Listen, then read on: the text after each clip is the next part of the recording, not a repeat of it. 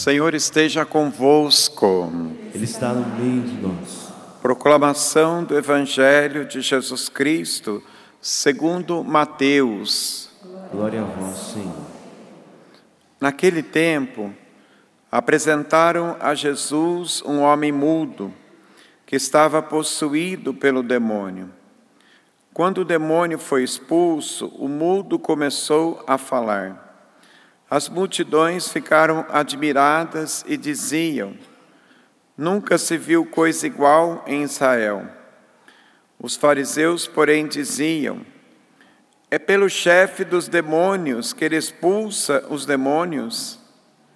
Jesus percorria todas as cidades e povoados, ensinando em suas sinagogas, pregando o evangelho do reino e curando todo tipo de doença e enfermidade. Vendo Jesus as multidões, compadeceu-se delas, porque estavam cansadas e abatidas, como ovelhas que não têm pastor. Então disse aos seus discípulos: a messe é grande, mas os trabalhadores são poucos. Pedi, pois, ao dono da messe que envie trabalhadores para a sua colheita. Palavra da salvação. Glória a vós, Senhor.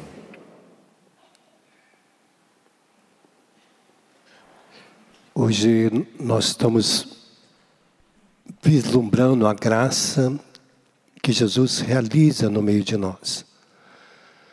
E Ele vai curar aquele homem que era mudo, possuído por um demônio. Porque uma pessoa que está afligida pelo mal, ela não fala de Deus.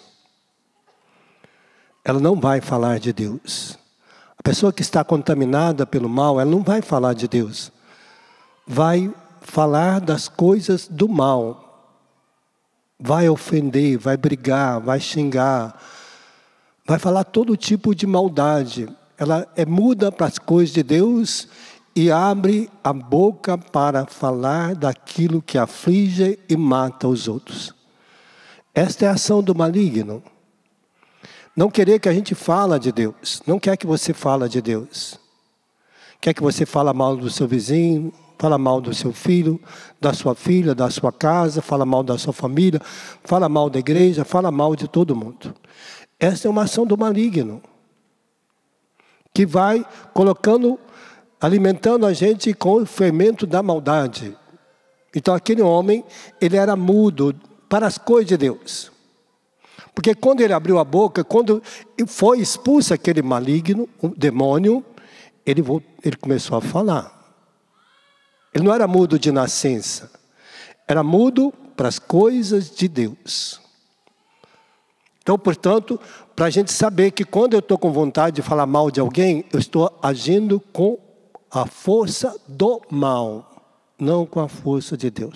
Eu permiti o mal tomar conta do meu coração, porque o demônio só pode afligir a minha alma e colocar palavras e atitudes dentro de mim se eu permito. Se eu aceito ser contaminado pelo mal dele, é isso que ele faz. Assim que ele age. Age na minha vida, na sua, age na vida de qualquer pessoa, quando eu deixo me envenenar pelo mal do maligno, pelo mal do demônio. Ele vai fazer isso. E aí vai colocar no coração das pessoas. Por isso, aquelas pessoas que viram o que Jesus fez, que realizou esta grande graça, já começaram a achar que Jesus estava fazendo aquilo pelo demônio. Porque o mal também já tinha tomado conta daqueles fariseus. Eles não sabem reconhecer Deus. Quando nós não sabemos reconhecer a Deus em nossa vida, nós nos deixamos dominar pelo mal.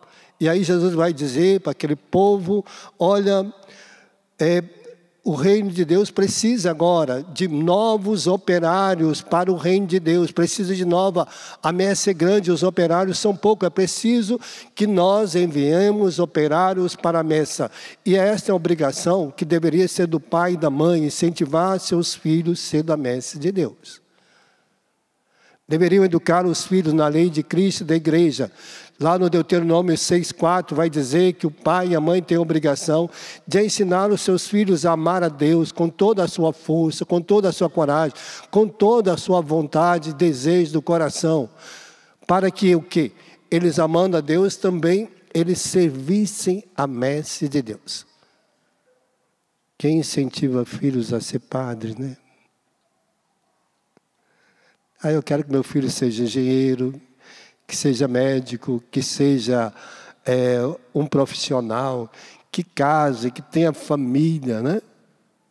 Parece que ser padre é um escândalo para a gente. Mas a gente queremos padres bons, né?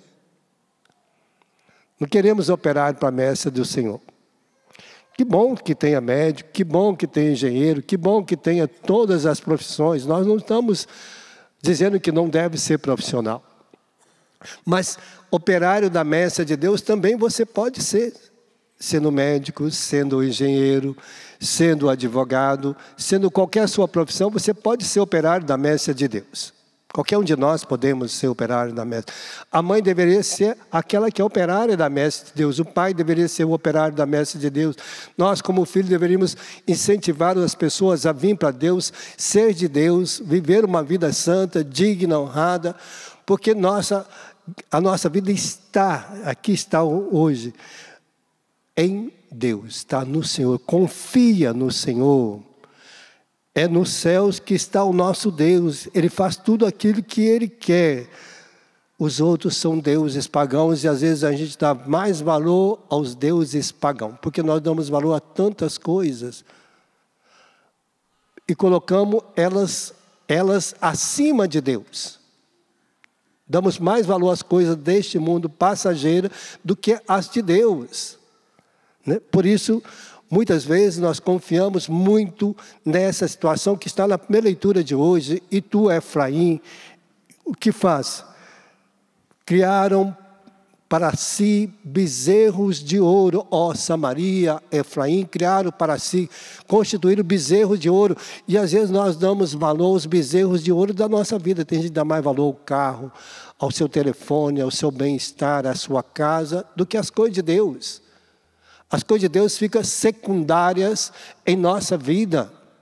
Elas são secundárias. Em muitas casas, a palavra de Deus nem sequer é comentada ou falada. Às vezes a gente não fala de Deus durante a semana inteira dentro da nossa casa. Tem gente que passa a semana inteira sem falar de Deus para o outro. O marido vai sair, meu filho, que Deus te abençoe, vai com Deus. Até isso se esquece. Minha esposa vai ficar em casa, que Deus te abençoe, estou indo trabalhar, fica com Deus. Meu filho vai com Deus para a escola, minha filha vai. Parece que nós temos vergonha, sentimos vergonha de falar de Deus até para os nossos filhos, até para a nossa casa, até um para o outro, até para os netos. Vem cá, meu neto, Deus te abençoe. Minha neta, Deus te abençoe. Às vezes os avós esquecem de falar de Deus para os netos, para os filhos. É interessante que a gente tem vergonha de falar de Deus. E queremos que Deus tome conta da nossa casa, mas nós não somos operários da messe de Deus.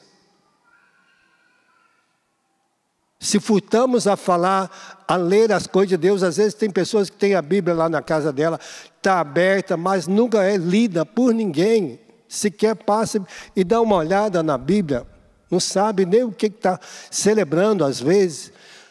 As crianças não sabem mais fazer o nome do Pai. Tem muitas crianças que não sabem fazer o nome do Pai. Não sabem rezar uma Ave Maria, não sabem fazer uma oração sequer, porque o pai e a mãe têm vergonha de ensinar, ou acham que não tem tempo, ou acham que não é necessário. Mas você prometeu no altar de Deus que tinha que educar seus filhos. Você vai ser responsabilizado por isso. Se seus filhos perder porque você não ensinou, você vai ser responsável. Eu mandei ele para a catequese. Não é obrigação de você mandar para a catequese, a obrigação é sua de ensinar. Não é da catequista. Não é do padre. É nossa. Você é cristão para isto. Não é obrigação do padre só. Não é obrigação da catequista só. É obrigação do pai e da mãe. Primeira obrigação. Se os filhos se perdem porque meu pai não ensinou, ele será responsabilizado. Você será responsabilizado. Porque eu não falo de Deus, mas eu dou um celular bom para ele, dou um computador, dou carro, dou comida, dou tudo de bom, mas não dou Deus para ele. Que triste, né? Só deu coisas, objetos que vai virar bezerros de ouro ou de prata. Que ele vai colocar segurança no bezerro dele, no computador dele. A vida dele vai ser o computador. Tem filho que não fala mais com o pai. Tem filho que, às vezes, a mãe, para falar com ele, precisa mandar um WhatsApp.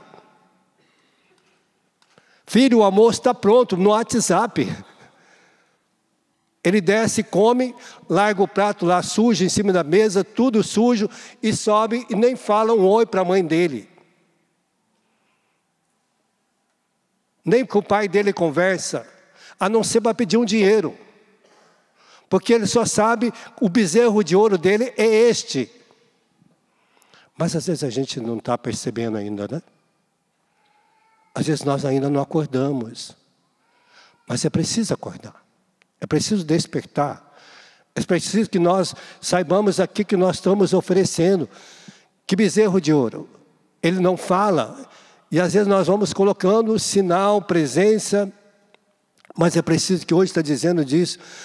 Criaram muitos altares em Efraim. Foram até confessar. Mas voltava para a vida de pecado. Vive de vida de pecado em pecado. Do mal em mal, se alimenta das coisas do mal e ainda ensina os filhos a alimentar das coisas do mal.